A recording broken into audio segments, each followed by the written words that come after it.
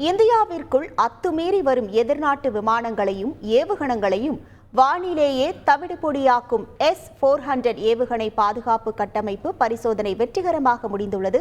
இது குறித்த ஒரு செய்தி தொகுப்பை தற்போது பார்க்கலாம். சுதர்சன் S-400 உலகின் அதிநவீன வான் பாதுகாப்பு கட்டமைப்பு. எல்லையில் சீனா, பாகிஸ்தான் என இருபுற சவால்களையும் சிதறடிக்கும் வகையில் களமிறங்கியிருக்கும் சக்கர வியூகதாரி. ஆம், எல்லையில் பாதுகாப்பு கட்டமைப்புகளை வலுப்படுத்தும் மத்திய அரசு முப்படைகளையும் நவீனப்படுத்தி வருகிறது. இதன் ஒரு பகுதியாக விமானப்படையை மேலும் வலு சேர்க்கும் வகையில் ரஷ்யாவிடமிருந்து 35,000 கோடி ரூபாய் மதிப்பில் 5 S-400 வான் பாதுகாப்பு கட்டமைப்பை வாங்க மத்திய அரசு ஒப்பந்தம் செய்தது.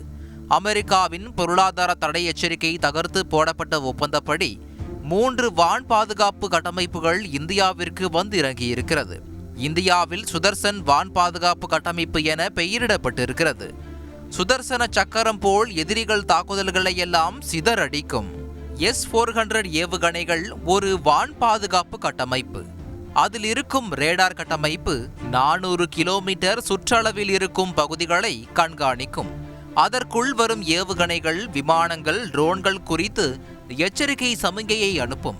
பின்னர் கட்டளையை பெற்றதும் எதிரி நாட்டு விமானங்கள், ஏவுகணைகள், ட்ரோன்களை குறிவைத்து ஏவுகணைகளை வீசி அழித்துவிடும். இவ்வாறு ஒரே நேரத்தில் 80 இலக்குகள் மீது பதிலடி ஏவுகணைகளை வீசி தகர்க்க வல்லது.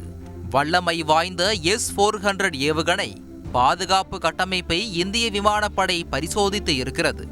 அப்போது 80% எதிரிகள் விமானங்கள், ஏவுகணைகளை வானிலேயே சுட்டு தகர்த்திருப்பதாக விமானப்படை தகவல்கள் வெளியாகியுள்ளன. மீத விமானங்கள் இந்திய எல்லைக்குள் இலக்குகளை தாக்காமல் திரும்பியதால் தப்பியதாகவும் சில வான் பாதுகாப்பு அமைப்பால் இடைமறிக்கப்பட்டது என்றும் தெரிவிக்கப்பட்டுள்ளது.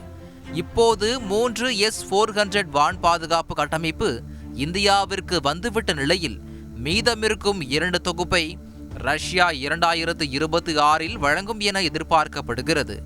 பரிசோதனையில் கிடைத்த வெற்றி இந்திய வான் கட்டமைப்பில் மிகப்பெரிய வெற்றியாக பார்க்கப்படுகிறது. செய்திகளை உடனுக்குடன் தெரிந்து கொள்ள உடனே சப்ஸ்கிரைப் பண்ணுங்க.